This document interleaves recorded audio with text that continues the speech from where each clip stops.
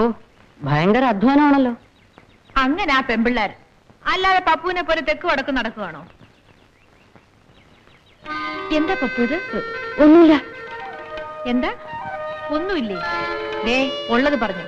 ആരുമായിട്ട് അടിപിടി കൂടിയത്? അടിപിടി കൂടിയിട്ടൊന്നുമില്ല. പിന്നെ എങ്ങനെയാ ഇത്? കാറ്റടിച്ചങ്ങ് മുറിഞ്ഞു പോയോ? ഇതിനെ നഖം കൊണ്ട് മുറിഞ്ഞതാ. നഖം കൊണ്ട് മുറിഞ്ഞ ഇങ്ങനെ? എന്തിനാ പപ്പു കള്ളം പറയുന്നത്? പപ്പു ഇപ്പോഴും കൊച്ചുകുട്ടിയാണോ? ഒന്നുമില്ലെന്നേ.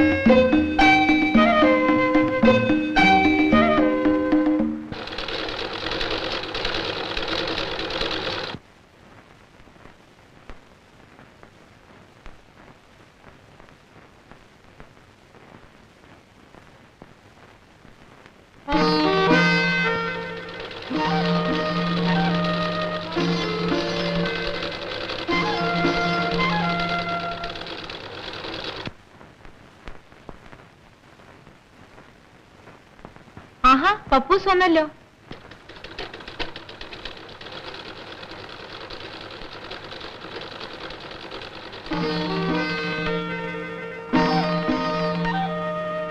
പപ്പൂസേ, ആ ബ്ലൗസ് നിങ്ങടുത്തെ. ഏത് ബ്ലൗസ്? ദേ ആ മഞ്ഞ ബ്ലൗസ്. നല്ല കുട്ടിയല്ലേ, ഒന്ന് എടുക്ക് പപ്പൂസേ. ഓ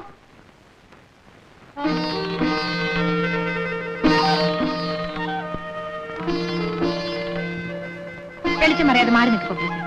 ആവശ്യത്തിനുള്ള വെളിച്ചൊക്കെ ഇവിടെ ഉണ്ട്. ഇനിയും കണ്ണു കാണുന്നില്ലേ? ഒരു കണ്ണട വാങ്ങി ഫിറ്റ് ചെയ്യും. ഞാനൊരു കണ്ണട വെച്ചാൽ എങ്ങനെ ഇരിക്കും? ചന്തമായിരിക്കും. ഒരിടത്തിലെ പാവലന് നോക്കൂത്തി വെച്ച പോലെ ഇരിക്കും. അയ്യ അയ്യ. പോ.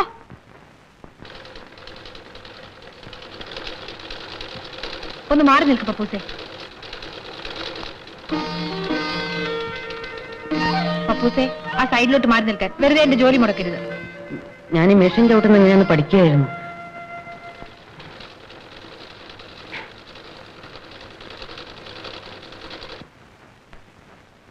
ഞാൻ എത്ര കാലമായി രേച്ചോട് പറയുന്നു എന്നെ ഒന്ന് തയ്യൽ പഠിപ്പിച്ചു തരണമെന്ന്.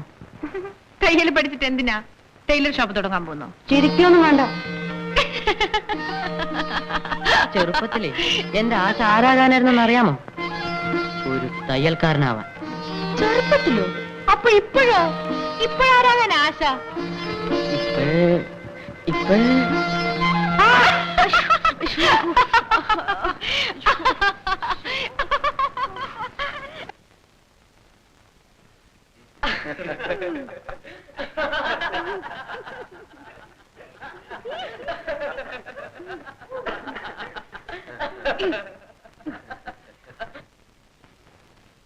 തീപ്പെട്ടി ഉണ്ടോ സാറേ?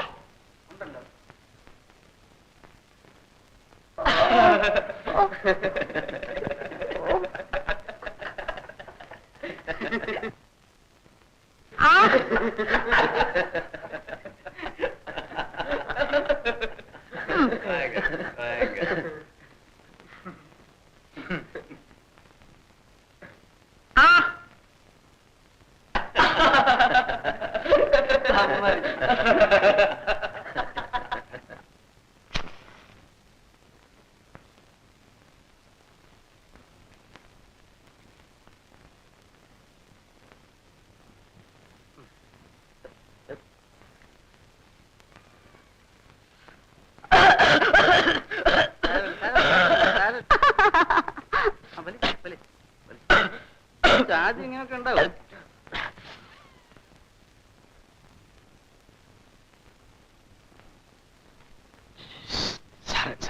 എല്ലാരും ഉണ്ടല്ലോ ഇവിടെ. ഒറ്റയാളെ കിട്ടിയില്ല രഘേഷൻ എന്ന് പറഞ്ഞ ലൈബ്രറിയില്.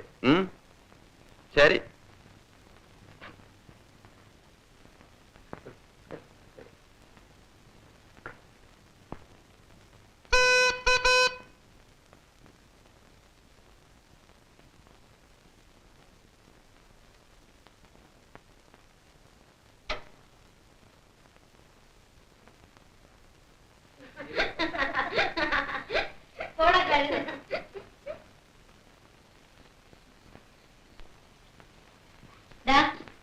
ഇതുവരെ എവിടെയായിരുന്നു? ലൈബ്രറിയില്. അവിടെ വാർഷികത്തിന് ഇനി 2 ആഴ്ചയുള്ളൂ. ഞാൻ വരുന്നില്ല എന്ന് പറഞ്ഞു സാർ എപ്പോഴും ഭയങ്കര വഴക്കാ.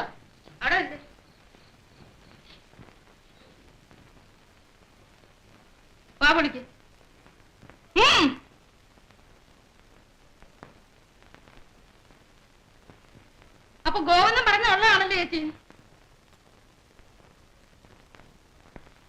എടാ ഉള്ളതാണോ? എടാ പപ്പു, നീ സിഗരറ്റ് വലിച്ചോ? അയ്യോ ഇല്ല ഇല്ല ചെറിയമ്മേ. മുഖത്ത് നോക്കി കള്ളം പറയുന്നു. വളർന്നു പോയെന്നൊന്നും ഞാൻ കൂട്ടാക്കത്തില്ല. ആഴ്ചയിലെ മൂലയിൽ ഇരുത്തിക്കളയാൻ പറഞ്ഞേക്കാം. ഞാൻ അച്ഛൻ എഴുതട്ടെ. ഇക്കണക്കിന് നിന്നെ ഹോസ്റ്റലിലേക്ക് അയച്ചാൽ നീ എന്തൊക്കെ ചെയ്യില്ലടാ? നീയാണ് ഈ വീട്ടിലെ മൂത്ത കുട്ടി. നിന്നെ കണ്ടുവേണം മറ്റുള്ളവർ പഠിക്കാൻ. അത് ഓർമ്മ വേണം. പോരാതെ.